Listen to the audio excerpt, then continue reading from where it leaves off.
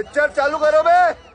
अगर आज 2024 के अंदर पॉलिटिकल पार्टियां इस देश के अंदर काम कर रही हैं, तो ये कैसे हो सकता है कि देश के गृह मंत्री या किसी के लिए भी कोई एक क्लिप काट करके 11 सेकंड की क्लिप करके और जितने नौजवान साथी यहाँ बैठे हैं, जितने दर्शक आपके हैं, सबको भ्रमित किया जाएगा? बेवड़ा कहीं का। क्यों हो रहा है ऐसा? क्या देश की सच्चाई और देश का इतिहास 11 सेकंड से ऊपर नहीं है? देश का इतिहास तो 11 सेकंड से ऊपर है। और उस इतिहास के अंदर क्या हुआ? जिस एक पार्टी ने नेहरू, गांधी, इस एक फितूर को लेकर के दिमाग में देश के लिए जितने ऐसे महानायक थे, उनको हमेशा नीचे दिखाने का काम किया, जो कभी नहीं चाहते थे कि अंबेडकर जी, जो कि पिछड़ों, दलितों की, देश के शोषितों की, वंचितों की आवाज रहे, वो आगे आ सके। आज वो वोट के लिए इनकी राजनीति कर रहे हैं। ऐसा कैसे हो सकता है अंजना जी कि जो पार्टी जिनकी कैबिनेट से अंबेडकर जी ने रिजाइन कर दिया था, नेहरू जी की कैबिनेट से, वो रेजिग्नेशन लेटर छुपा लेती थी कि नेहरू जी को इमेज को खराब ना हो चुप कर बे कुत्ते। जाए।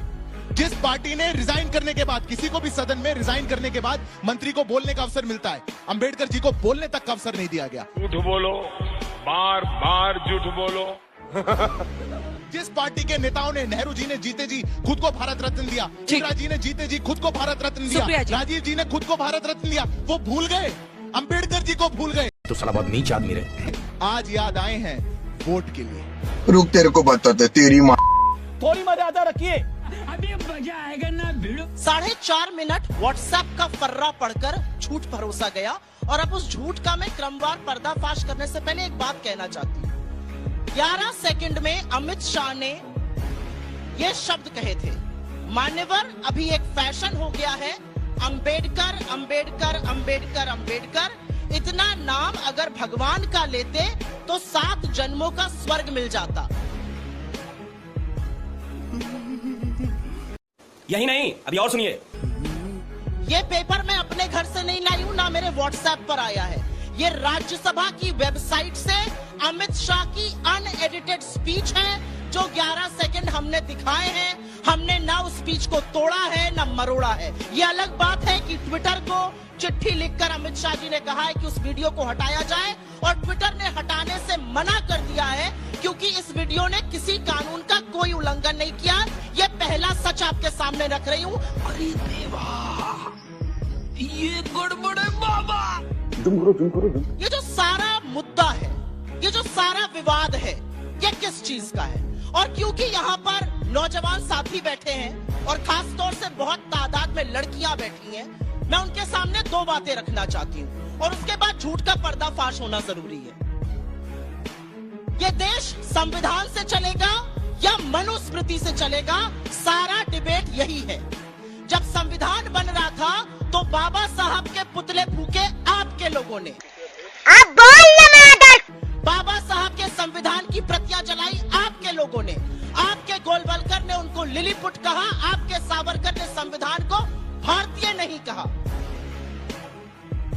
अरे बाप रे, ये तो धोती खोल रहा। आपके लोगों ने जब वो हिंदू कोड बिल लाना चाहते थे, जिसमें लड़कियों को ये हक मिले कि वो प्रॉपर्टी में हिस्सेदार हों, अगर उनका विवाह गलत हो गया है तो वो स्वेच्छा से वो रिश्ता तोड़ सके, डिवोर्स ले सके, इस तरह की चीजें, वंचितों को उनका हक मिले, उसके खिलाफ आपने देश में उद्वेलन मचाया, आपने अराजकता की, और आप बाबा साहब के घर पर भी हमला बोलने पहुंचे थे 1949 11 दिसंबर को।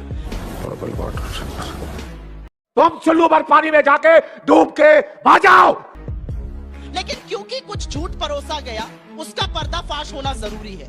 मनुस्मृति, जिसकी बहुत सौगंध खाते हैं ये, उसमें कहा गया है शादी से पहले, और 148वें नंबर का श्लोक है ये, शादी से पहले लड़की पिता की संपत्ति है, शादी के बाद पति की, और अगर पति की मृत्यु हो जाए तो बच्चों पर निर्भर रहना चाहिए। किसी भी स्थिति में महिला स्वतंत्र नहीं रह सकती है।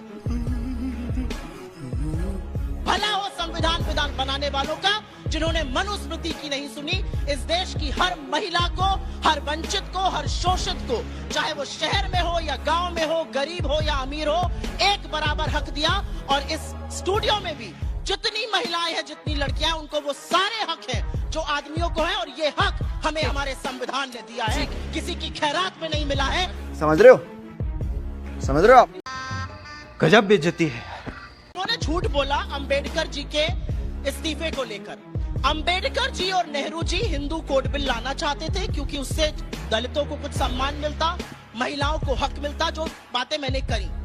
उसकी खिलाफत इनके पुरखे, इनके लोग, हिंदू महासभा, आरएसएस सब मिलके कर रहे थे। देश में बवाल मचा था, यहाँ तक कि रामलीला मैदान जो ग्राउंड है दिल्ली का, उसमें रैली हो रही थी। अंबेडकर जी की कार पर भी हमला हुआ, उनके घर पर इनके लोगों ने हमला। एक मिनट, उससे क्षुब्ध होकर अंबेडकर जी ने इस्तीफा दिया। इस्तीफा आपके वजह से दिया था। झूठ है, झूठ है। वाह क्या सीन है, वाह क्या सीन है।